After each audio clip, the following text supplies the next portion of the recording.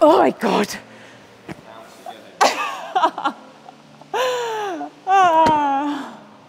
What happened to my foot? Look at that rubber. You know what? The positive of that is, one, my beta did work. But two, like I said earlier, I have a fear of falling at the top of the wall. And it kind of just like exploded away and fell, and I'm fine. So I take that as positive reinforcement. Hi, I'm Alex Puccio, and this is Roap Coaching's YouTube channel. Today's episode is going to be a little bit different. We're going to go over how your mind can control so much of your climbing and how to approach your training mentally so you can see bigger gains. The mental side of climbing is just as important and sometimes more important than the physical.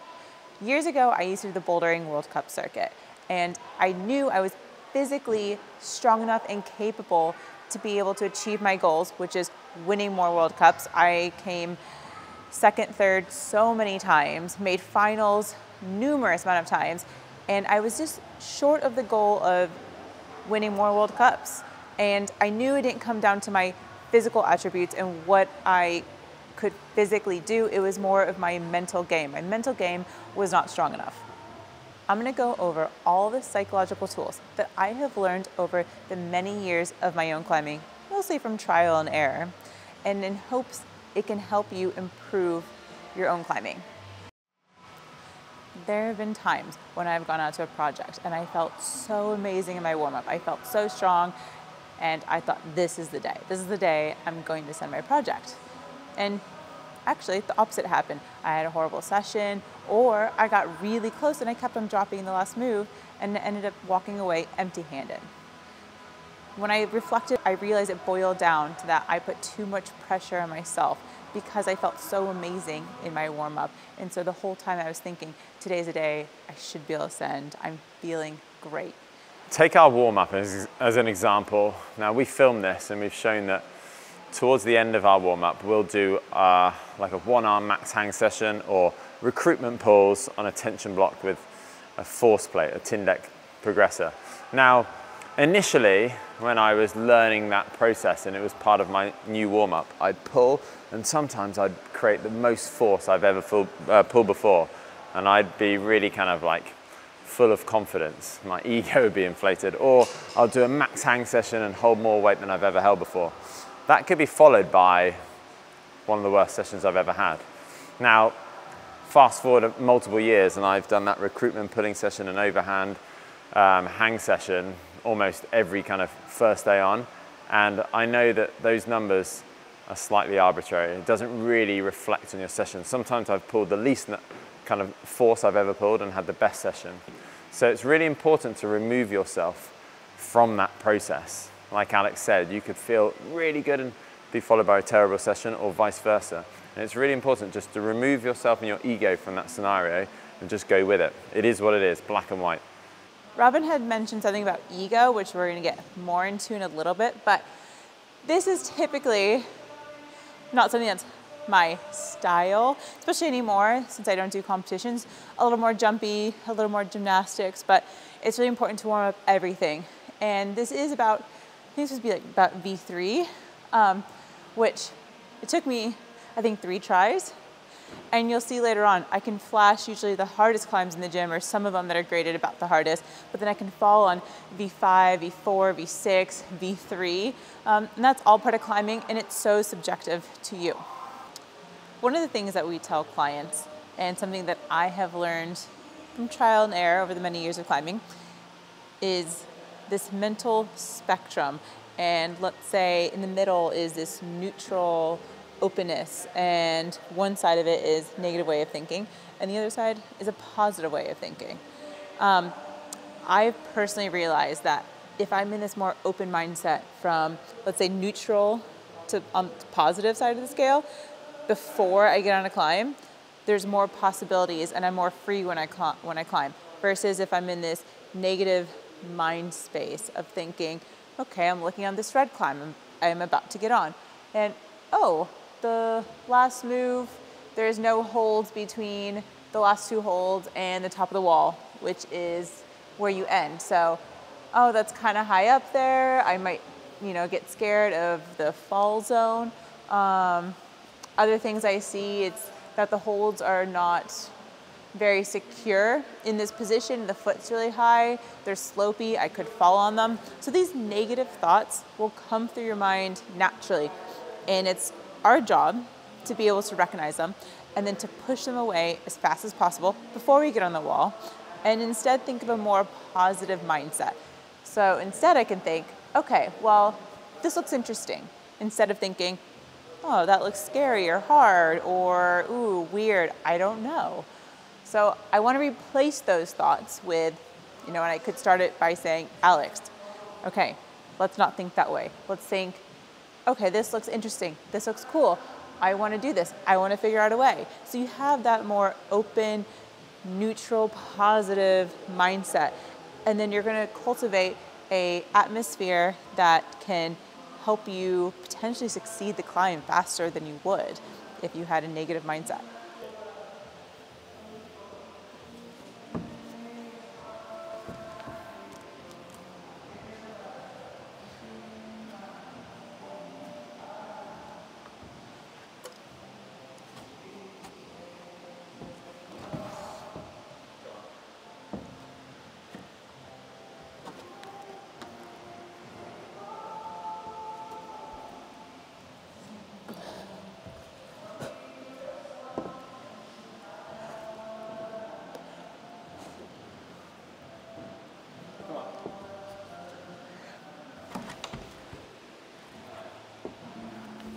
That was fun.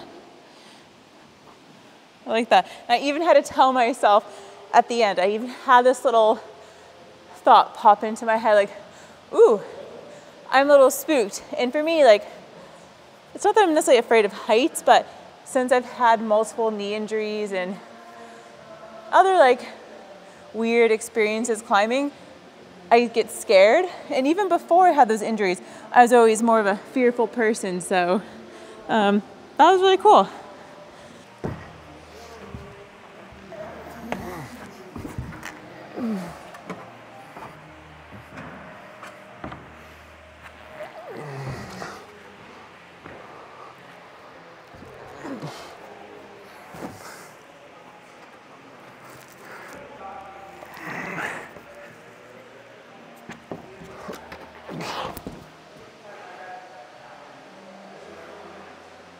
I actually don't know what to do there.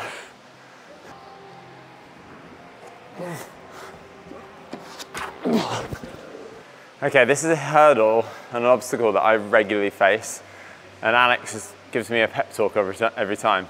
Indoors, this doesn't happen outside, but indoors, I find a lot of really scrunched climbs, like tiny boxes. I'm 6'2", and I find getting into that position really awkward. Now, there's multiple ways of thinking about that. Really positively, I could think, okay, well, it gives me an opportunity. One, to see if I can overcome it in a different way. Two, I need to be stronger and more flexible. They're probably the ones that specifically more flexible. And it highlights different weaknesses, but it is very easy to get frustrated. And that's the same if you flip it around. If you go to a gym and everything's really lanky and stretchy. Now, typically, it could be swings and roundabouts, and by that I mean I could go to this climb and it could be really lanky and stretched. Alex could be struggling, and I can come to this climb and it could be really bunched. Now, obviously, if you have that repetitive nature of every climb you're finding it, then it can be a war of attrition and you could leave that session feeling really negative. And it's important to remember that this is an indoor climb. The grade is irrelevant. It doesn't matter that this is supposed to be, I don't know, a 5 to 7. I think this is. Now that could really, on the surface of things, hurt my ego. I could be thinking, this is something I should never fall on. But sometimes things are out of your control, and it's a little plastic climb in a gym that will be gone in 2 weeks. So it's really important to go, okay, I didn't climb that one. I'm going to try still. I'm going to see if I can get around it and work my own way. But if I don't do it, I'll go on to the next climb, on to the next climb. And you cannot let it affect it. And that's much easier said than done. I've walked around gyms, kind of angry, and Alex has always gone, no, why are you doing that? It's not going to be beneficial. And it's completely true. It can ruin your session, and it can ruin multiple sessions. So, okay, this one may have beaten me. I'm still going to give it another go, but move on to the next one.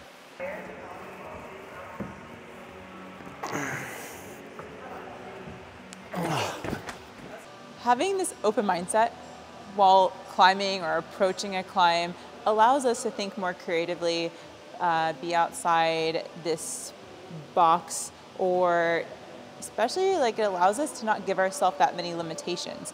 Instead of like thinking, oh, I can't do that, or this move feels impossible. All of those are setting limitations and giving us excuses of when we do fall or fail on that part that looked hard or we thought looked weird or spicy or scary or whatever it may be, then we feel okay with that failure. But instead, if we, again, think, okay, I'm looking at this white climb now, and yeah, they're like slopey, but it looks interesting. I'm not quite sure what the exact beta is gonna be, but that's okay. I'm gonna figure it out. I want to attempt this climb with this open mindset. And even if I fall, that's okay. I will probably get further than I thought I would have if I had these limitations on myself of thinking, oh wow, those feet look really slanted, they are angled weird, they're slopey, they're not very positive. And so I'm gonna be hesitant when I actually step on the footholds, and that would be one example. But now I'm gonna think, okay, I see the beta, kind of a bit more robotic. I see the beta, I'm probably gonna put right foot there, I'm gonna get my left foot by my hand. Maybe I'm gonna try to get my right hand as far out as I can, maybe come into an undercling, stand on the foot, go again. So think more of this robotic, less emotional in the negative space. Let's give it a try.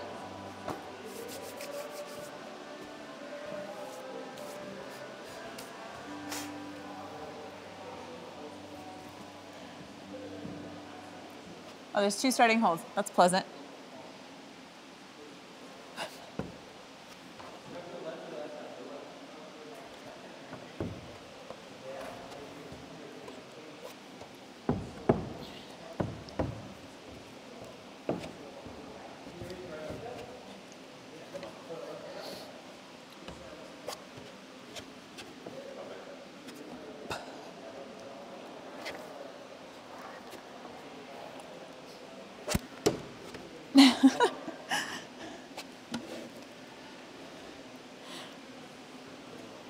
Oh my gosh. I didn't plan any of that, to be honest. I was like, I felt like a pretzel up there, which is like kind of cool, but yeah, so now, as you see, I had this like kind of more curious, open mindset versus thinking, I'm not quite sure. And if I let that, I'm not sure, this looks weird, stay in my head, may have not gotten as far as I did. So now, since I fell, I'll sit down, catch my breath, and I'll assess what happened, what it felt like, and what I can change. At this point, I'm projecting the climb, so it means I don't have to start from the beginning every time. I'm gonna try to, even though it seems a little difficult to climb up to the middle of this climb, I'm gonna attempt to climb to the middle and then get back on and try to figure out where I left off and what I could do differently. After I fell, had a little breather and assessed what I think I could do differently. At one point I was like left hand on the hold before the finish, like a right undercling with like my right foot low, my left foot trying to toe hook or something. I think if I could get my hands opposite, where left hand undercling, right hand on the last hold before the finish, I can then get my left foot up and then pounce to the finish hold. So we're gonna try to get into that position. Again, the open mindset allows us to not overthink it and kind of feel our body out, which we'll talk about in a little bit. But eventually, after training all different types of styles, techniques, I like to say that the goal is to think less, feel more. And if you're feeling of what your body wants there to be or what position could make something feel easier versus overthinking something.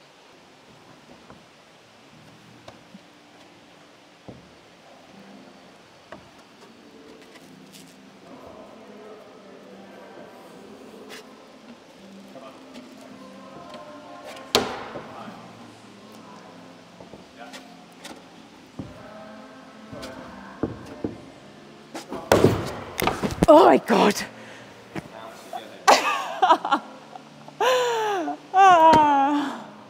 What happened to my foot? Look at that rubber.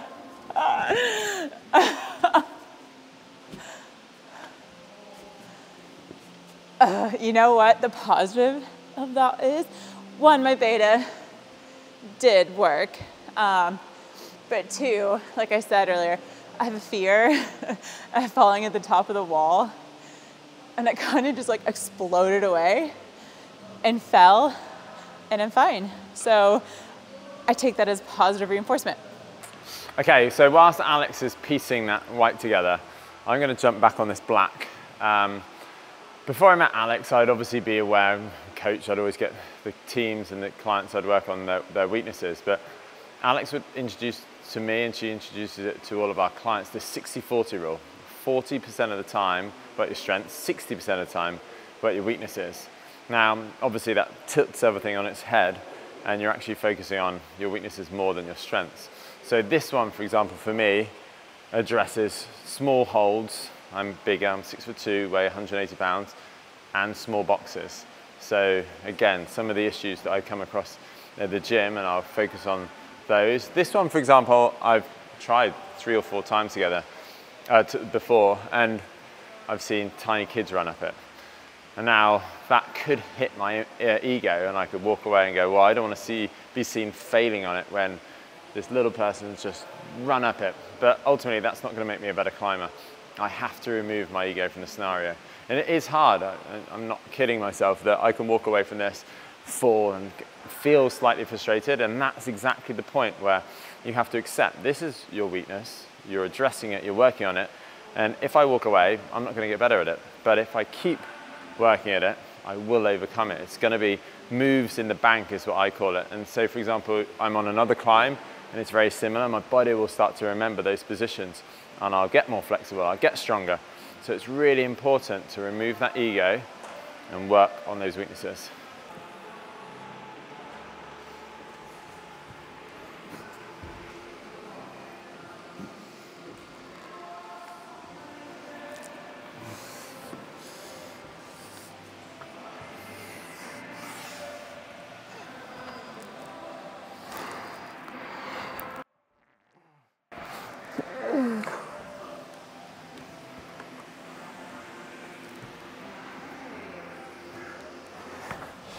Yeah. And then you feel so good having done it. Regardless the grade. Regardless the grade.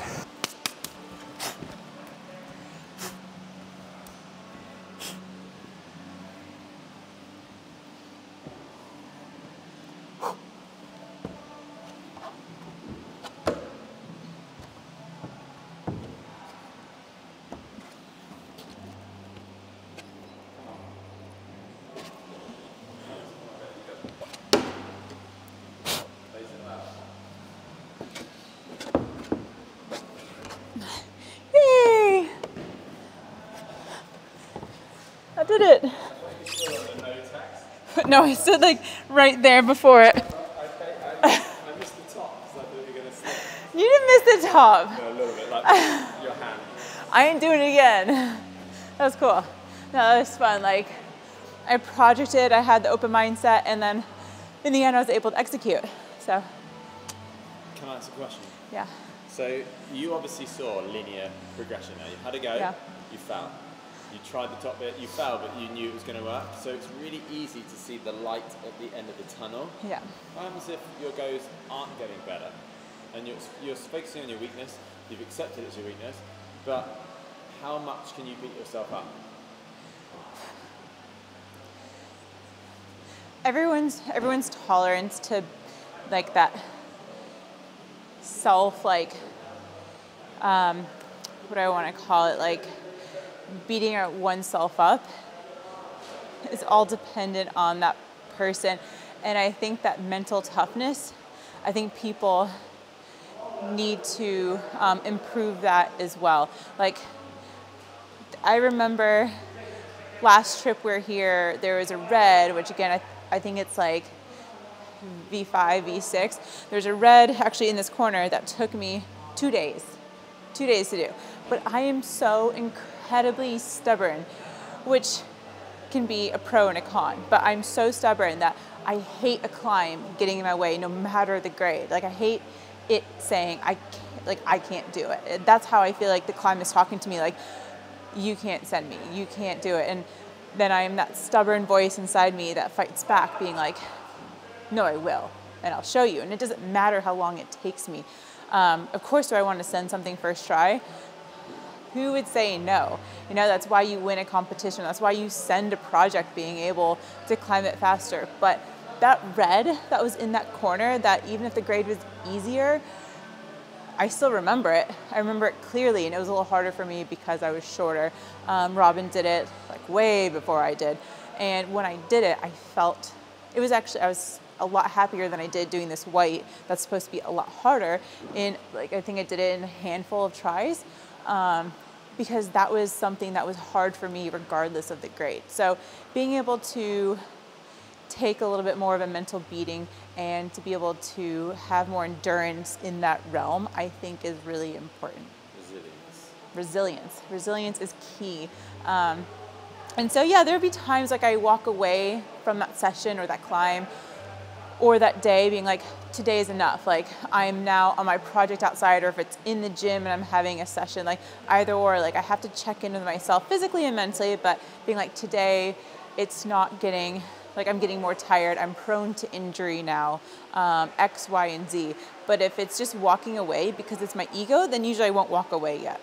And if I'm outside on a project, if I'm going backwards, or sometimes because of external factors, life, whatever it may be, work, family, maybe my mental resilience that day, I just don't have the capacity to be able to take so much of that mental beating, or it feels so much harder. So I might walk away sooner because I can't snap out of this negative mindset. And that negative mindset, if I can't snap out of it in a certain time, I don't really set a timer, but again, I check in physically and mentally with myself. Like I will then be like, okay, I'm gonna go climb on something else today, either a lower grade or a different climb, and kind of just like boost my morale and have fun if it's with friends, or it's not climbing, I'm just having fun with my friends and watching them project. But there's many different factors, and I think you have to really like listen to yourself, and you have to expand kind of mentally and physically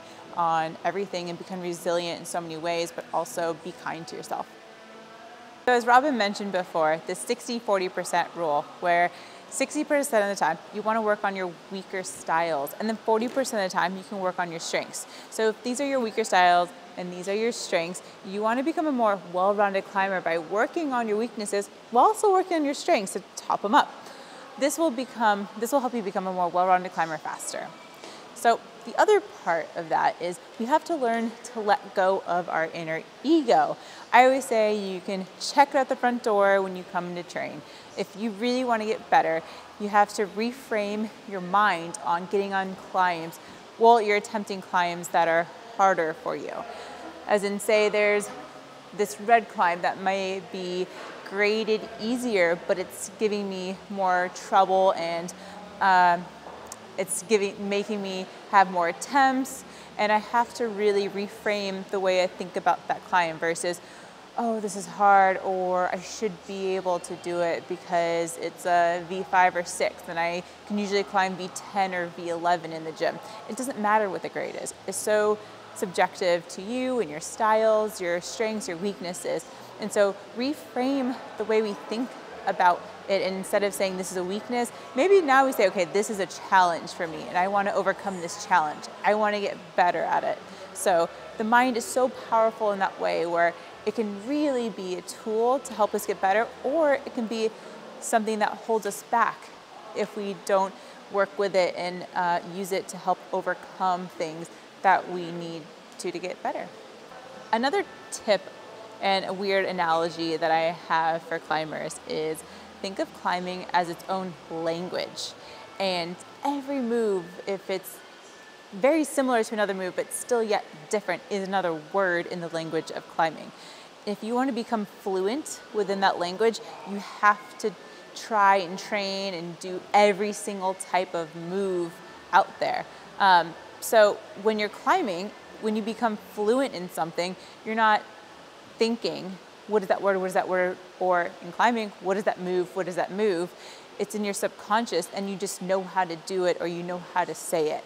So becoming fluent in the language of climbing is really important. And so if you're not really wanting to do competitions and so you think, oh, I might not need to do those parkour-y, jumpy style of moves, well, it's still good to actually get on them to some degree. I mean, I still do that because it's still movement and my body is still learning how to do different types of moves. So I want to become fluent in the language of climbing.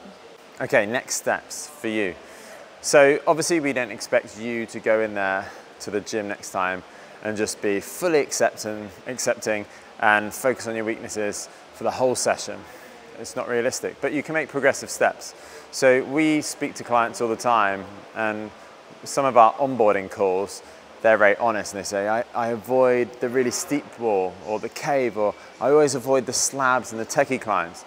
The first part of accepting is acknowledging what you're weaker at and what you're strong at. You have to kind of give yourself praise for where it's due. But don't avoid the climbs, that's the first step. And maybe you climb and you try the first move and you fall. Again, that's one of the things that we see people walk away from. It could be on a board, it could be anywhere in their gym. You see them try climb. Firstly, they're conscious of who's watching. You have to forget that. Again, that's your ego trying to save yourself, save face. But you fall off the first move, come back, be analytical, go back again and try it. And make progressive steps. Maybe every session you try it a little bit longer or you try more climbs that don't suit you. Overall, like Alex said, we just want to become a more well-rounded climber. I know there's a lot to unload in this video, but you can always rewatch it and it's not going to always be a linear progression. A lot of these psychological tools, I have to remind myself on a daily basis, and especially if I'm feeling not as mentally strong that day.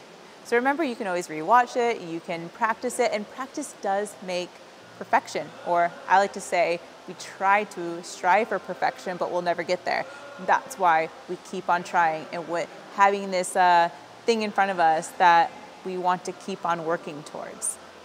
As always, thanks for watching, and if you want more content, then please click like and subscribe. And we wanted to give a big thank you to this amazing facility. We are at Movement in Dallas. This is the Hill location, and the setting here is absolutely incredible, super friendly people, and the gym is beautiful. So thank you for watching, and I hope you join us for more episodes.